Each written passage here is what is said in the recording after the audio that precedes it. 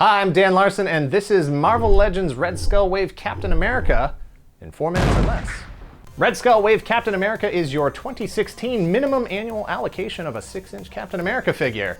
Cap is too big, too important of a pop culture icon and consumer product to let a retail season go by without having at least one figure on the market at all times in every scale. Since there are so many Captain America figures out there already, with each successive release, as a collector you're looking for something different, something to justify adding another Captain America to your collection. While most of the recent Cap figures have been based on his appearance in the movies, this one takes us back to the comic book, and more specifically, a look that hasn't been standard for a while, which includes the Cavalier boots and the sculpted wings on the head. Captain America has had scale mail armor, everyone calls it chainmail, but it's clearly scale mail, on the blue part of his upper torso since the beginning, but traditionally artists would just suggest that the armor was there with a few small lines that looked like fish scales. In 2001, artist John Cassaday started drawing every single scale in every single panel. Since then, artists felt like they had to do the same, and today it's the measure of how people draw Cap. Do you draw the scales, or did you chicken out? For this figure, Hasbro opted to not only not sculpt the scales, but not even bother to print them on or in any way suggest that there is armor on that part of his body. Shout out to all you chickens out there! This figure is a nice opportunity to take a moment to appreciate how far Marvel Legends have come since Wave 1 back in 2002. The 2016 figure has articulation that preserves the lines of the character and the stability of the figure.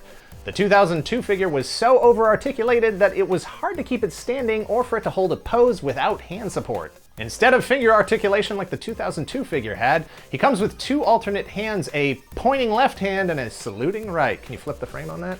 Where the 2002 figure has elastic straps on the back of his shield, this figure came with a pair of removable shoulder straps, which, while not a bad idea in theory, seems like one of those things that no one ever actually tested. The only way they stay on is if you have Cap's arms all the way down at his side, and that limits the degree of dynamic posability by all of it. You basically get one pose when he has the straps on, hands at his side, or they fall off.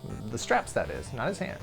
But the thing that really sets this figure apart from all previous Captain America figures is that he comes with the alternate Cap wolf head.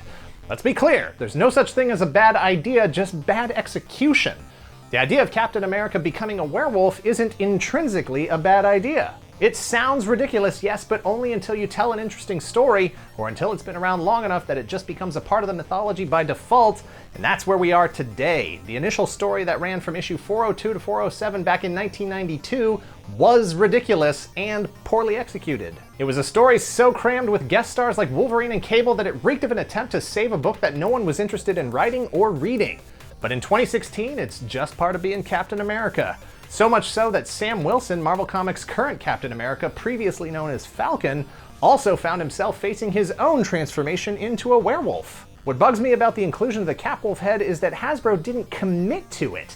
If they were going to make a Cap Wolf, I really would have preferred they go all the way and really make a Cap Wolf. This alternate head, while fun, ultimately looks like Steve Rogers wearing a werewolf mask as opposed to having transformed into a half-man, half-wolf monster.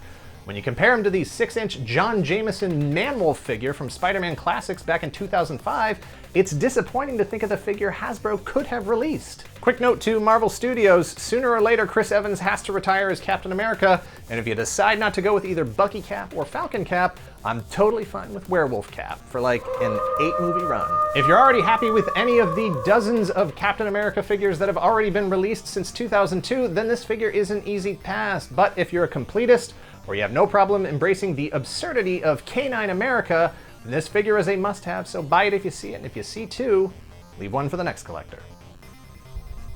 Pick at the mic. I'm not picking at the mic, I think I have dog hair on my shirt. It's Cap Wolf hair. Thanks for watching. Hey, if you like this video, then like it. Let us know in the comments below if you think you would make a good werewolf, and be sure to subscribe and share this video so that everyone will know that I'm also down for a movie featuring Steve Mouser, aka Captain America Cat. Yeah.